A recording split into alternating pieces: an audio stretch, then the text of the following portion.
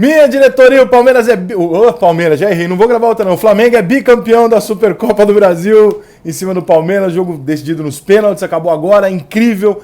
E, cara, como o futebol brasileiro estava precisando de um jogo desse, a gente está numa sequência de jogos horrorosos, né, um atrás do outro. E, finalmente, a gente consegue ver um jogo de dois grandes times fazendo uma apresentação, porra, ofensiva, com chance de gol, goleiro brilhando, pênalti no final, porra, do jeitinho que a gente gosta, né?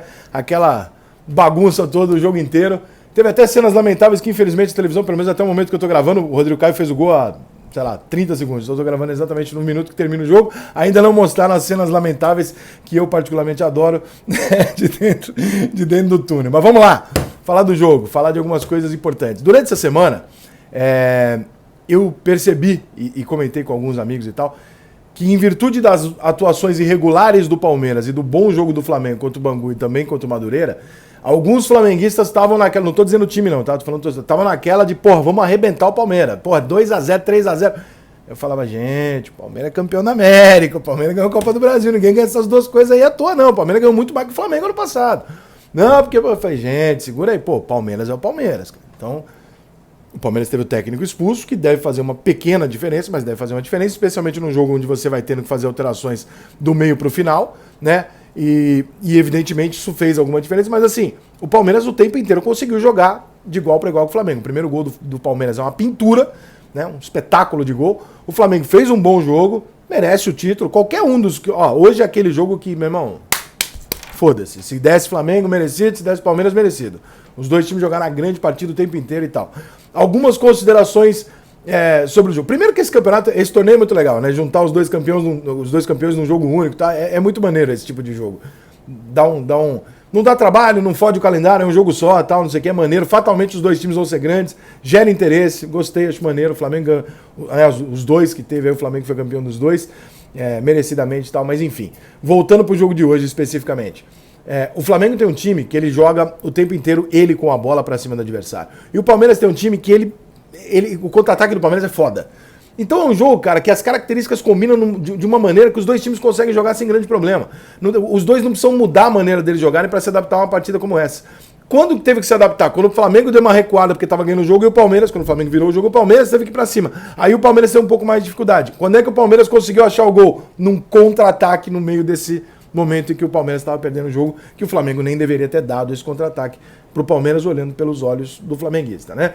Então, duas características muito distintas que na medida que o jogo tá equilibrado, elas se encaixam, né? Na medida que se o Palmeiras está ganhando, então se encaixa pra caralho pro Palmeiras, que aí o adversário tem que ir pra cima. Os dois times jogaram aquilo que eles sabiam, dentro das características deles e tal. São dois times compatíveis? Não, o time titular do Flamengo é melhor que o time do Palmeiras. O time titular do Flamengo, digo isso aqui desde 2019, ele é melhor do que todo mundo na América do Sul. E não é pouquinha coisa, ele é muito melhor do que os outros. Né? Os 11, não estou falando do elenco não, os 11 do Flamengo. E aí tem uma questão que o flamenguista não gosta e ele tem razão. O Rogério Ceni, ele prepara o time muito bem. Você vê que o Flamengo é um time muito intenso, muito bem organizado e tal. Mas as alterações do Rogério Ceni durante o jogo algumas vezes, por uma ideia tática do Rogério, ele enfraquece o Flamengo tecnicamente.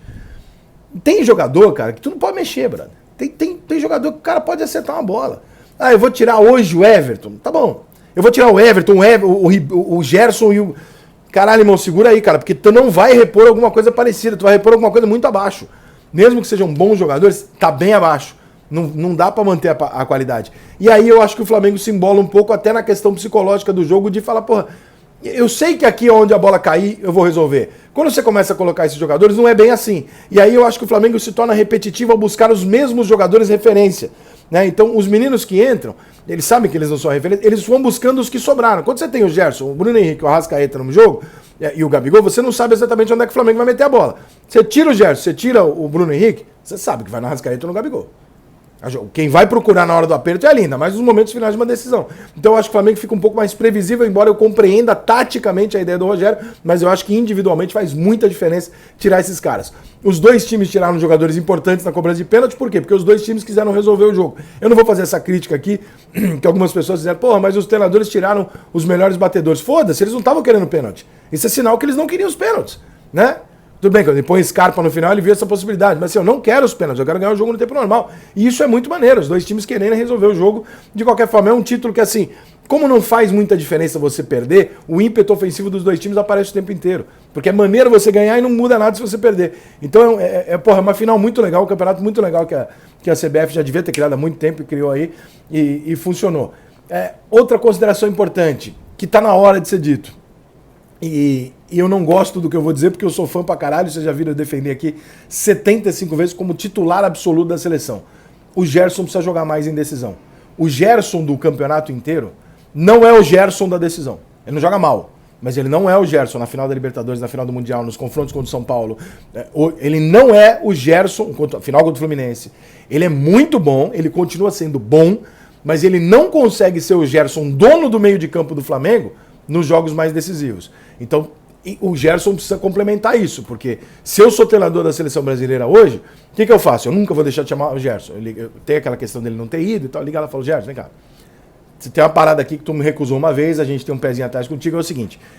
E tem essa história aí de que você, nem sempre, né? Então, vou fazer o seguinte, Brasil e Argentina, tá aqui a 8, você tem 90 minutos. Se hoje você não render, você vai começar a ter desconfiança aqui na seleção. Então eu acho que o teste do Gerson na seleção ele tem que ser um teste aqui já. Não dá pra ser testezinho não, tem que ser lá em cima já pra...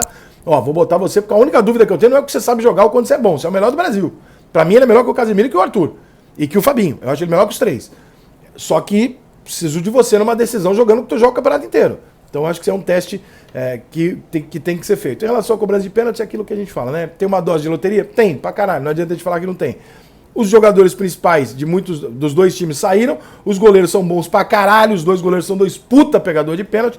O Palmeiras teve o jogo muito mais na mão nos pênaltis do que o Flamengo, né? Pelo psicológico de ter ido buscar o resultado e porque abriu dois pênaltis perdidos pelo Flamengo.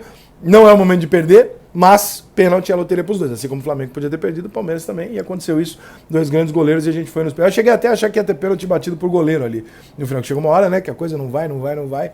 E você fica nessa expectativa. É importante pro Flamengo na retomada do bom futebol do Flamengo sair com o título. E acho que também é altamente importante pro Flamengo, na medida que tudo se desenhou como o Flamengo sendo razoavelmente favorito, e quando eu digo isso eu tenho até números para dizer isso para vocês, nas bolsas de apostas, onde eu inclusive apostei antes do jogo, né, lá no Sportbet, o Palmeiras pagava 3 pontos não sei o que, o Flamengo pagava 1 ponto alguma coisa, ou seja, pro mundo inteiro o Flamengo era muito favorito, e o Flamengo não pode ser muito favorito contra o campeão da América e da Copa do Brasil, ele pode até ser favorito, muito favorito não existe, então havia uma discrepância de olhar, estamos olhando pro Palmeiras com dúvida, estamos olhando pro Flamengo com certeza demais. O que aconteceu em 90 minutos foi um equilíbrio entre os dois. Então, né, acho que tem que ter um pouco mais aí de...